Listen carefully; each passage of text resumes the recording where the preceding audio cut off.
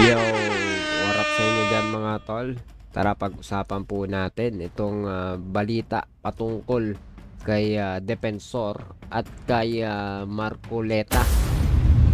Dahil matapos po sabihin na si Gutesa po ay nasa kustodiya ng Marine, ang Navy po ay umalma. Yan po yung mga pag-uusapan natin. Ito ba'y meron bang mangyayari po na laglagan dito? Ako, yan po yung abangan po natin. Pag-usapan natin yan sa video po na ito. Pero kung hindi ka pa nakasubscribe, please hit the subscribe button and notification bell para updated ka palagi sa mga videos natin parating. Tara, umpisahan na natin to. Let's go!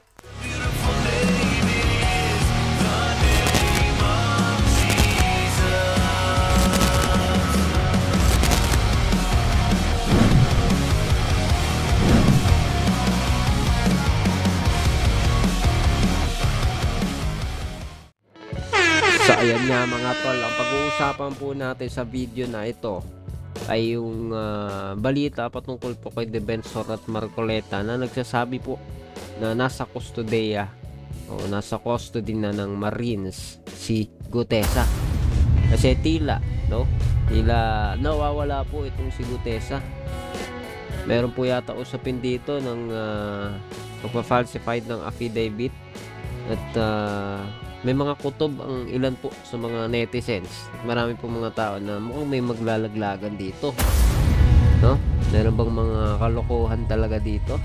No, na kinauugnayan nito ni Marcoleta, ni Gutesa, at iba pang mga sangkot dito sa panggugulo dito po sa investigasyon na ito. Tignan po natin ang sasabihin ng balita patungkol po dito. Let's go! Ni Senador Rodante Marcoleta si Orly Gutesa at tinawag pang most credible witness sa flood control scandal sa kabila ng kanyang umano'y falsified affidavit. Ganyan din ang posisyon ni dating Congressman Mike Defensor na tumulong sa pagbuo ng salaysay ni Gutesa. Pero nasaan na nga ba ngayon ang testigo? Narito ang agenda report ni Hannah T. Nagbabanggaan ng mga pahayag ni na dating Representative Mike Defensor at ng Philippine Marine Corps. Sa programang On Point ng Bilyonaryo News Channel, sinabi ni Defensor na kinupkup daw ng Marines si Orly Gutesa, ang surprise witness ng Senate Blue Ribbon Committee sa kanilang flood control investigation. Sinigundahan din ni Senator Rodante Marcoleta ang nasabing lokasyon niya sa isa namang panayam sa The Spokes ng BNC. Hanggang ngayon nandun pa siya. Saan? Sa Philippine Marine Compound, sa Bonifacio. Ang pagkakaalam ko, kinupkup siya ng kanyang tropa, yung mga Marines. Kasi ang balita ko, merong nagtatangka sa buhay niya. At I was also informed na nahuli nila yung gustong magtangka sa buhay niya. Si Defensor ang nag-introduce kay Gutesa sa senador dahil gusto raw nitong magsiwalat ng mahalagang detalye sa Blue Ribbon. Si Gutesa ang retiradong marino na nagsalaysay sa personal cash deliveries ng mahalagang detalye ang nag-introduce kay Gutesa. Sino nag-introduce kay Gutesa? Nahuli nila yung gustong Marcoleta, magtangka sa buhay niya. Si Defensor ang nag-introduce kay Gutesa sa senador. Si Defensor. Nahuli nila yung gustong magtangka sa buhay niya. Si Defensor ang nag-introduce kay Gutesa sa senador dahil gusto raw nitong magsiwalat ng mahalagang detalye sa Blue Ribbon. Si Gutesa ang retiradong marino na nagsalaysay sa di umano'y personal cash deliveries niya sa bahay ni Nazal Dico at dating House Speaker Martin Romualdez, kaugnay ng kanilang kickbacks sa mga proyekto. Sabi ni Defensor, maging ang pamilya ni Gutesa under protection ng Marines, pero malayo ito sa kanya. Pero pinasinungalingan ito ng Philippine Navy. Dahil taong 2020 pa na mag-retire si Gutesa, wala na raw siya sa Administrative Authority ng Navy. Hindi raw siya under protection ng Marines at hindi sila involved sa anumang personal affairs nito. Mainit. Nako po, no? Yan po ay pagpapakita na kung ito po ay official po na pahayag ng Navy at nakikita naman po natin talaga pong sa Navy po itong nagsasalita na si Captain Marisa Martinez mukhang nagsisinungaling po, no? Sila dito sa bagay po na ito na sinasabi ni Marcoleta na ito pong si Gutesa ay under ng protection ng Philippine Marine Corps, no? Ano ba yan, Marcoleta, no? Senador Marcoleta, no? Paging Senador Marcoleta. Noong nakaraan, ang mga diskaya po ay kanyang pinoprotektahan. Sa mga nakalipas po na panahon ay inarchive po yung impeachment trial po ni Miss Vice President Sara Duterte. Ngayon naman po ang Philippine Navy ay sinasangkot po nito sa pagpoprotekta daw kay Gutesa. Ano po ba yung totoo? Dapat pa po ba natin pakinggan si Marcoleta, Senador Marcoleta dito sa mga bagay na to? Ngayong ang kanyang mga ipinakikita po sa atin ay questionable. Pero disclaimer lang po mga tol ha.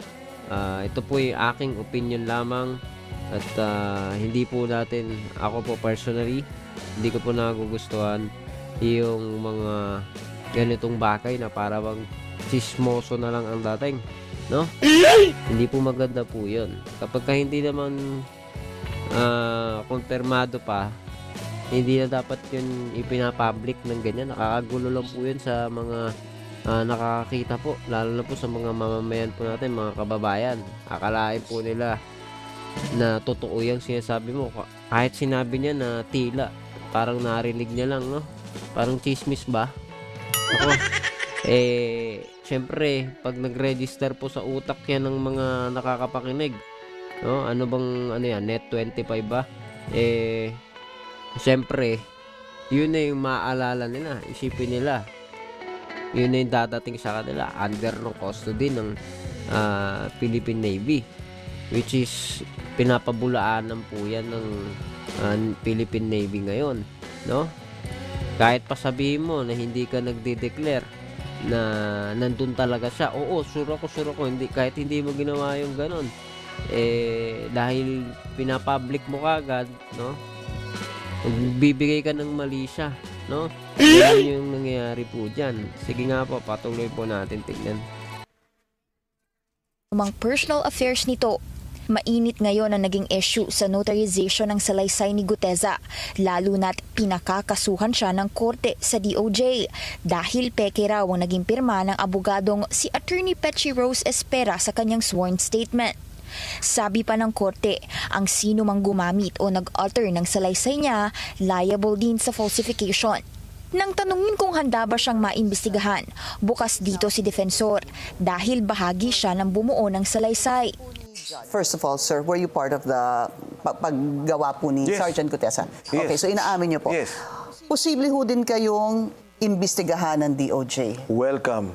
Okay, una kay Judge Season. You know, I respect the ruling of the court. Si Marcoleta naman na mismong nagpresenta kay Gutesa sa Senate Blue Ribbon, sinabing it's like making a mountain out of a molehill.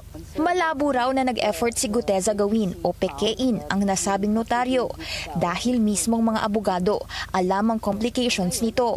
Nagtataka rin si Marcoleta kung bakit hindi man lang iniimbitahan ni Senate President Pro Tempore Panfilo Lacson ang ilang resource persons na posible ring makapagbahagi ng detalye sa cash deliveries at iba pang mga kongresistang una ng pinangalanan ng mga diskaya pagdating sa kickbacks. Ang nakita ko po ay si Gutesa ay isang napakabuti at napakamalakas na ebidensya na nag-connect from Saldico to Martin Romualdez. May natanggap din daw siyang impormasyon na pati ang CCTV footage ng pagstay ni Gutesa sa opisina ni Marcoleta bago ang Blue Ribbon hearing ay hiningi ng kampo ni Lacson. Hindi naman nanatiling tikom si Lacson. Anya, how much more fakery can we take? Never daw napunta sa kustodiya ng Marines si Gutesa ayon din sa kanyang verification. Pagdating sa CCTV footage, nanatili raw sa opisina ni Marcoleta si Gutesa ng higit kumulang 30 minuto bago bumaba sa session hall para sa pagdinig. Bagamat kinikilala ng ilang legal luminaries na posibleng makure ng panunumpa ni Gutesa sa hearing ang naging peking notarization nito sa affidavit. Sabi ni Lacson, posible pa rin makwestiyon ang kanyang kredibilidad. Para sa agenda, Hannah T, Billionaire News Channel. Alright mga tol, no? So nakita naman po natin yung balita patungkol dito. At mukhang ang laki po ng mga nagiging issue po ngayon dito. Kasi kung ang mga witness ganire, diba? Para saan pa itong pagkakaroon ng mga testigo na ito? Sabi nga po dito sa description ng balita ng Billionaire News, sabi, dinepensahan ni Senador Rodante Marcoleta si Orly Guteza at tinawag pang most credible witness sa flood control scandal sa kabila ng kanyang umano'y falsified affidavit. Ganyan din ang posisyon ni dating Congress Mike Defensor na tumulong sa pagbuo ng salaysay ni Guteza. Pero nasaan nga ba? Nasaan na nga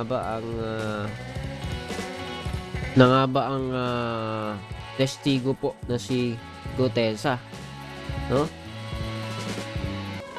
Kung siya po ay mahalaga, malaki ang papel dito sa investigasyon po na ito, dahil ayon po, no, kung di po nagkakamali, ayon kay Rodante Marcoleta ay siya yung isa sa may mga tinuturo po dito ng malalaking pangalan. Pero paano yan kung nawawala po siya? At kung may mga issue, questionable ang kanyang affidavit, no? Paano po yan? No? Anong mangyayari po dyan? Magiging panipaniwala pa ba yung inyong testigo na dala-dala? Diba? At sa iyong track record, no? Tulad po ng pag-a-archive sa impeachment trial, no? Kabilang po ito si Marcoleta sa I believe, no, siya isa sa number 1 na contributor sa pag-a-archive na impeachment trial po ng ating Vice President.